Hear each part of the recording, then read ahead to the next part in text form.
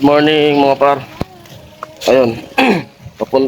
Bali sa sunod ako doon sa kanila kila Kuya Noli. Doon sa bahay nila Bernadette. Ayun. Nahuli ko kasi linggo. Siyempre may binili tayo dito sa tindahan. Kaya nauna na sila. Tapos anniversary naman nung lolo ko. Sila misis, anak ko. Yatid ko doon sa bahay. Yun. Kasi ako, didiretso ko doon sa gawa. Ang araw ng linggo. Yan. Panibagong naman. Panimula ng pabahay ni Kuya Noli. Tapos dadaanan ko yung yung lagari. Pinapakuha nila tatay. Yung lagari dun sa bahay nila Kuya Noli. Yan. Let's G! At dito lang ako sa bahay nila Kuya Noli. Dadaanan ko yung lagari. At yung tatay.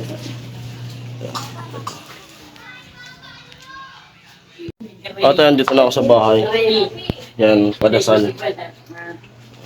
May padasal. Anniversary ni tatay. Tatay ni mama.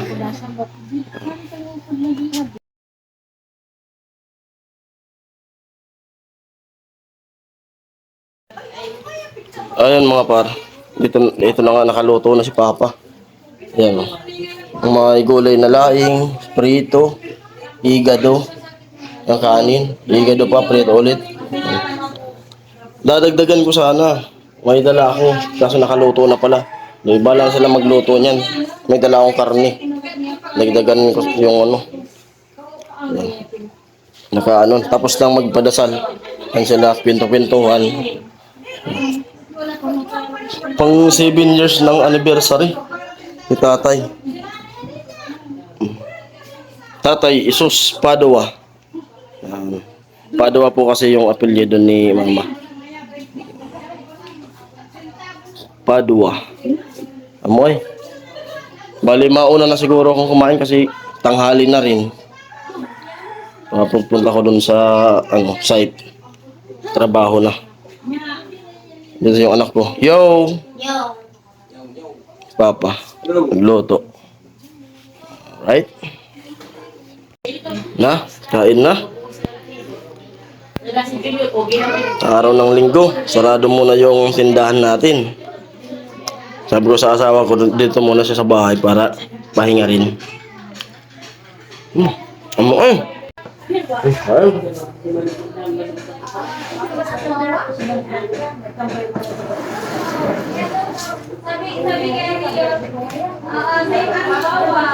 Shoutout kila Tito Jun. Anniversary sa tatay.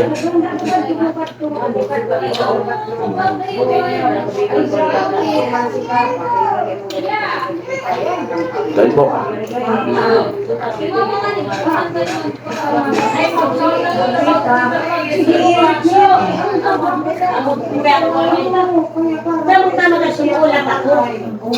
Bago na ako kumain.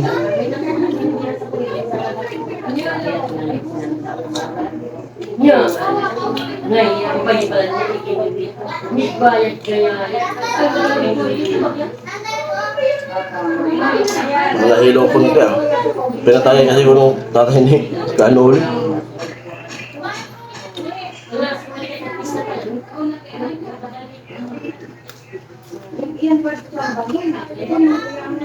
Gulay.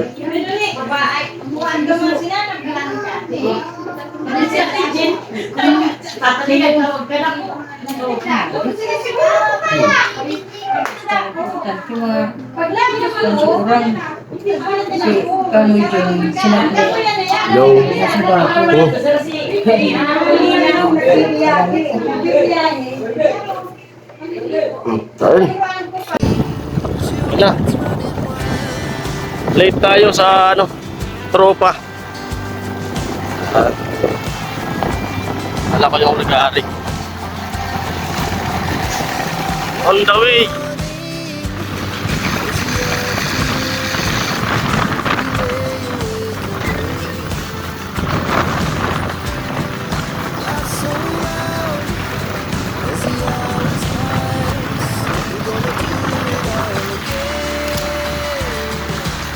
Dahan-dahan lang tayo.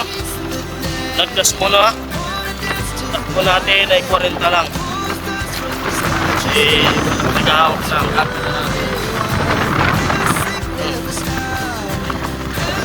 Napaka dati. Dito kami dati nakikaan.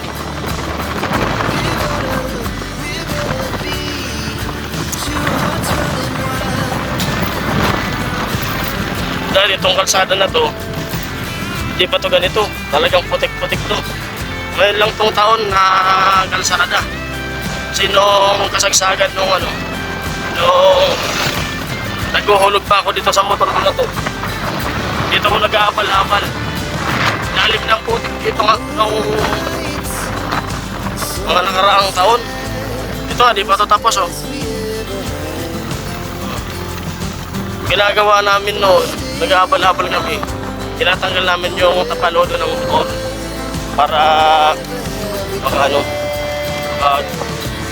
magagalaw yung motor. Kasi pag di mo tanggalin yung tapalodo, nagbabara yung putik.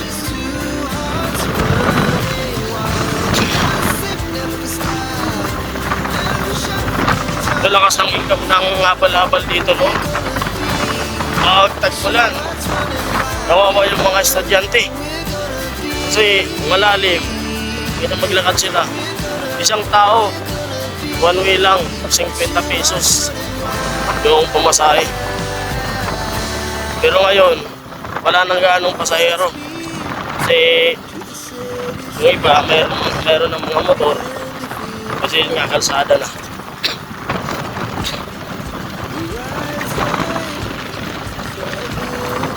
Dati simula ko habal-habal. Tawagan sa amin yung habal-habal, door to door.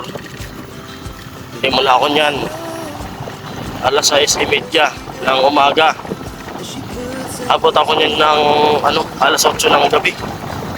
Habal-habal lang. Kasi yung last trip sa Lapua, alas 7.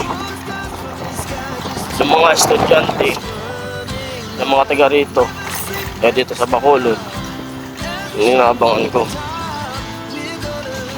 Minsan ako na lang yan mag-isa na nakapila. Taga, may inuhulugan talaga.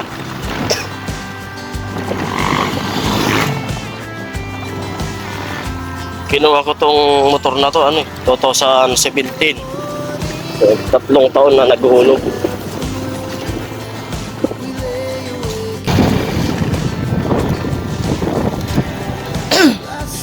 Ay. So ito nga, di pa tapos oh. Grabe yung putik na yan pag napakayan. Tapos ito pati itong lupa na to, kahit maglakad ka, kasi pag nakatsinilas ka, madulas, magpaa ka, sakit sa parang may talim-talim yung putik niya.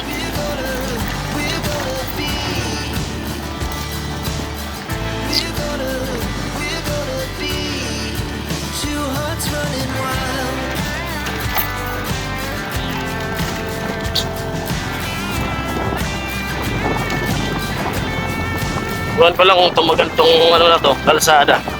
Kasi kapag masama yung panahon, may bagyo. Itong lugar na to, lubog to. Siguro yung tubig dito, 3 tao. Lalim nito. Yung tubig abot ng sentro ng Bacolod. Malakas talaga yung ulan. Minsan nga kahit walang bagyo, basta may ulan na sunod-sunod, yung tubig abot dito na eh.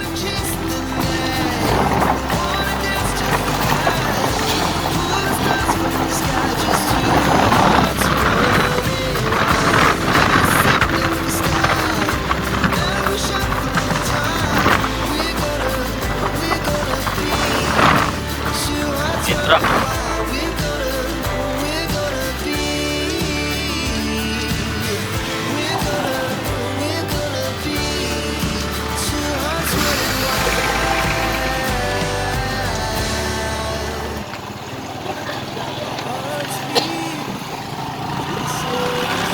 Nagagawa ng kalsada.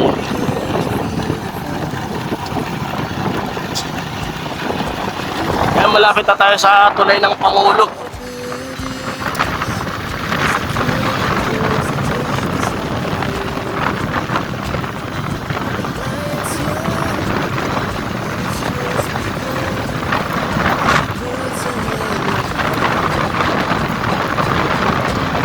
Nagkabalabal doon.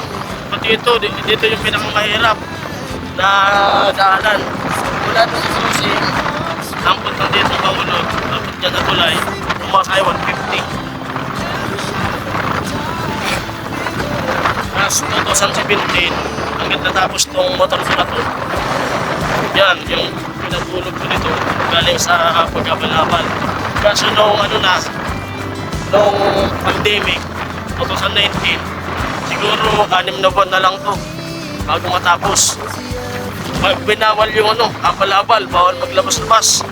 Muntik pa to mabatak ang motor ko.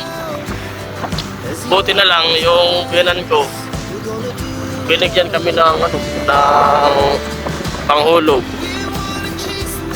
Pinulugan na lahat yung 6 na buwan. Pinakwinta ko. Sabi sa akin, sige, tapusin nyo na yan. Isa mo pa. Binigyan kami ng pera nung biyanan. Kaya, natapos ko. Siguro kung hindi binigyan ko pangkas na nito sa bata. Kasi wala na. Tapos yung mga negosyo. Yung bilyaran ko, wala na naglalaro kasi bawal. Hindi na rin ako nakapagkalat ko. Grabe, binagsak na ang negosyo. Pandemic. Buti nga ngayon, makakarinig yung mga tao.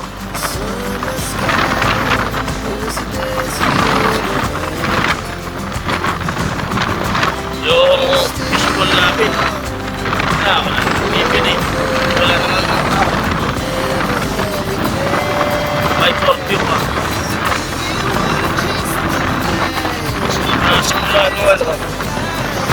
Simula nung nag-pandemic, humina yung laro ng bilyar nito. Naibinta namin mag-asawa yung bilyaran. Sayang nga eh. Nandito, papakita ko sa iyo yung bilyaran. Kasi yung nakabili, hindi ka dito sa bato. Nadadaanan ko lagi yung bilyaran.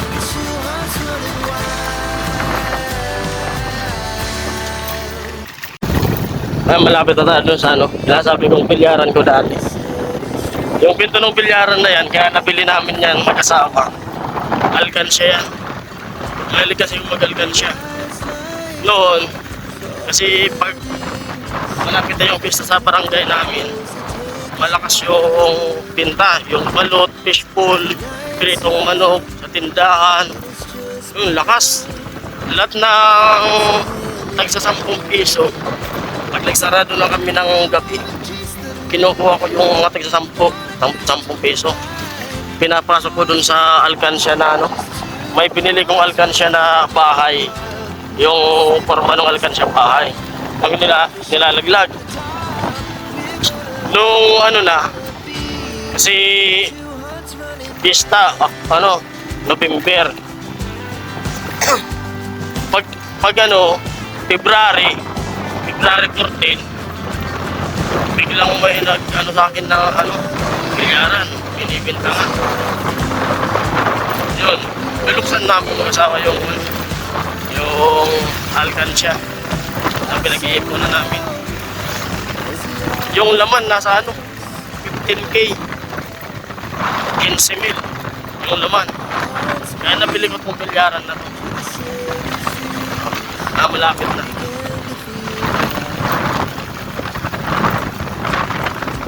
Ganun talaga pag may gusto kang maabot, kailangan mag-ipon. Kasi pag may naipon ka, ito na, yan ang bilyaran.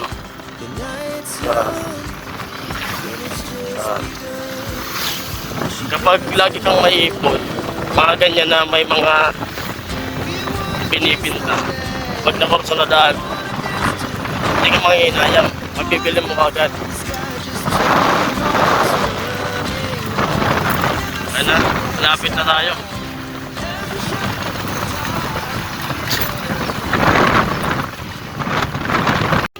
So, dito na ako sa ano, sa site.